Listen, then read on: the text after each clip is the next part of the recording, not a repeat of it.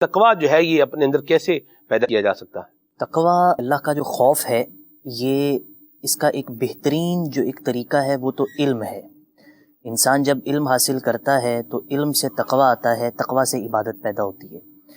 جو آپ اگر دیکھیے کہ اللہ رب العزت نے اس کائنات کو بنایا ہے، زمین کو بنایا، آسمان بنائے گئے، ہمارے طرف ہر طرف دیکھیں تو کروڑوں اشیاء اللہ رب العزت نے تخلیق فرمائی ہیں۔ اتنی بڑی کائنات کو اللہ تعالیٰ نے پیدا کیا، اتنے ٹریلین آف ٹریلینز سٹارز، ستارے بنائے، اتنا کچھ کیا، لیکن ان تمام کو جس کے لیے بنایا گیا وہ انسان ہے۔ قرآن پاک میں اللہ رب العزت نے فرمایا هو الذی خلق لکم ما فی الارض جمیعا، وہ خدا کہ جس نے جو کچھ زمین میں ہے سارا کچھ تمہارے لیے بنایا۔ لکم، جو کم کا مخاطب ہے وہ انسان ہے، کہ وہ خدا جس نے جو کچھ زمین میں ہے وہ سارا کچھ تمہارے لیے بنایا ہے۔ اسی طرح اب یہ تو ہے کہ زمین اور جو کچھ زمین میں ہے اندازہ ہی نہیں ہے کہ وہ سارا انسان کے لیے بنا۔ اسی طرح آسمان، سورج، چاند، ان کی تسخیر اور ان کے مسخر کرنے کے بارے میں بھی یہی فرمایا گیا کہ یہ انسان کے لیے، وہاں بھی لکم کا جو ہے وہ ضمیر استعمال ہوئی کہ تمہارے لیے یہ بنایا گیا۔ اب اگر انسان غور کرے کہ اللہ تعالیٰ نے اتنی بڑی کائنات اتنے کھربوں سال پہلے بنائی، اتنے ستارے بنے، زمینیں بنی، اور سارا کچھ اس حضرت انسان کے لیے بنایا، میرے لیے، آپ کے لیے، اور جتنے انسان اس دنیا میں اس کے لیے بنایا، تو معلوم یہ ہوتا ہے کہ وہ تمام چیزیں انسان کے لیے بنائی گئی، تو مقصود انسان ہے۔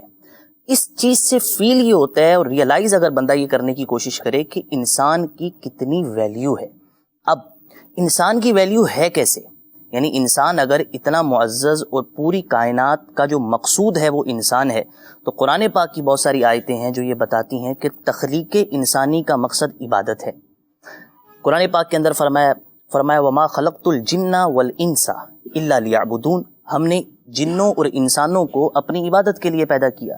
تو جو یہ تخلیق انسانی کا مقصد ہے وہ اللہ کی عبادت ہے، اور اللہ کی عبادت جو اگر بندے نے کرنی ہے تو عبادت کے لیے لازمی طور پر اسے علم چاہیے، علم کے بغیر عبادت نہیں ہے۔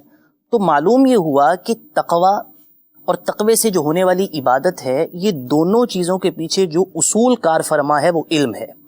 تو اصل جو میں بات جس سے میں نے ابتدا کی اپنی بات کی وہ یہی ہے کہ آپ نے اگر اپنے اندر تقویٰ پیدا کرنا ہے تو اس کے بہت سارے اسباب ہیں۔ ہم نے کل کے سلسلے میں ایک صحبت پر گفتگو کی کہ نیک لوگوں کی صحبت اختیار کی جائے، اس کے علاوہ اور بہت ساری چیزیں ہیں جو تقویٰ پیدا کرتی ہیں، مگر ان میں جو ان تمام کے پیچھے بھی، صحبت میں بھی تو علم ہی آنا ہے نا، تو ان تمام چیزوں کے پیچھے جو تقویٰ کی بیس ہے وہ علم ہے، اور علم ہی عرفان ہے۔ وہ اللہ کا عرفان، خدا رسول صلی اللہ تعالیٰ علیہ وسلم کی محبت، اور یہ تمام چیزیں جو ہیں ان کا علم ہو، اللہ کا عرفان ہو۔ اب خدا کو ایک ماننا بھی ایک درجے کا عرفان ہی ہے۔ اس عرفان میں ترقی ہوتی رہتی ہے کہ اللہ تبارک و تعالیٰ کا قرب ملتا ہے اور اولیاء ترقی کرتے ہیں اور عرفان الہی بڑھتا جاتا ہے، مگر خدا کی وحدانیت کا اقرار بھی ایک درجے کا عرفان ہی ہے، اور عرفان علم سے ہے۔ معرفت، عرفان، علم، یہ ایک ہی چیز ہے۔ تو علم جو ہے بیسیکلی تقوی کے حصول کے لیے بڑا بنیادی کردار ادا کرتا ہے، اور اس کا ہونا بہت ضروری ہوتا ہے۔ آپ کے اندر علم ہوگا، علم کی دولت، اور علم جتنا بڑھتا جائے گا اور پھر اس علم پر عمل جتنا ہوگا تو وہ علم بیسیکلی آپ کو تقوی کی طرف لے کے جائے گا۔ تو تقوی کو اگر اپنے اندر پیدا کرنا ہے تو اس کے لیے علم ضروری ہے، اور علم کے لیے اہل علم کی صحبت ضروری ہے۔